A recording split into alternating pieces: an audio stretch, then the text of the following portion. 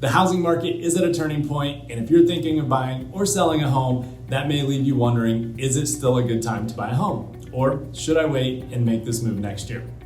To help answer those questions, let's turn to the experts for projections on what the second half of the year holds for residential real estate and take a close look from the data last month. While one of the big questions on all buyers' minds is where are mortgage rates going to go in the months ahead, no one really has a crystal ball to know exactly what's going to happen. What housing market experts do know is that the record low interest rates during the pandemic were an outlier. That is not normal. This year, rates have climbed over 2% due to the Federal Reserve's response to rising inflation. If inflation continues to rise, it's likely we're going to see mortgage rates continue to rise. So who knows, maybe we're at peak inflation right now, we're going to start to see this settle out. Last month, the number of homes for sale grew to the highest point this year. Up to 12,000 homes were available in Denver Metro. And that's partly to do because we're in our peak selling season, but also because the higher mortgage interest rates have helped ease the intensity of buyer demand.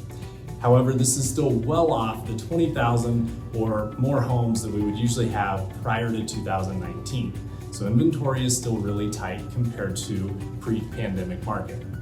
More homes to choose from is great news if you're craving more options for your home search. We've been in this last 2 years, it's just been really tough, and there isn't going to be this sudden impulse of inventory. There's not a huge surplus coming on the horizon. Housing supply is still very low, so you're going to need to partner with an agent to stay on top of what's available in your market and move fast whenever you find the one. It's not going to be easy to find a home, but it's certainly not going to be as difficult as it has been the last 2 years. Due to the imbalance between the number of homes for sale and the number of buyers looking to make a purchase, the pandemic led to record-breaking increases in home prices. The average sales price is already up $100,000 this year. Just think about that. We've gone from $600,000 in January all the way up to $700,000 in just the last 6 months. However, we're starting to see signs of that slowing down. Last month, the average sales price dropped to $15,000. When rates are higher, the monthly payment is higher, and that forces most buyers to pay less for a home. I'm seeing a lot of price reductions right now in homes that are not selling at the record-breaking prices that they were. So you can expect to see prices fall some compared to the high of May.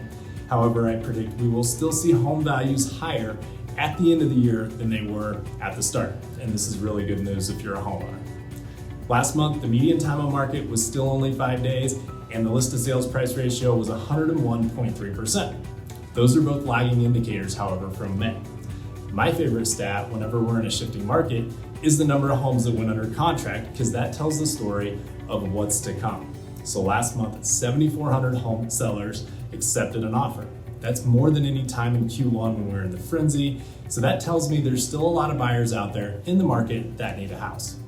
So whether you're a home buyer or a seller, you need to know what's happening in the housing market so you can make the most informed decision possible. Let's connect to discuss your goals and what lies ahead so you can determine the best plan for your move.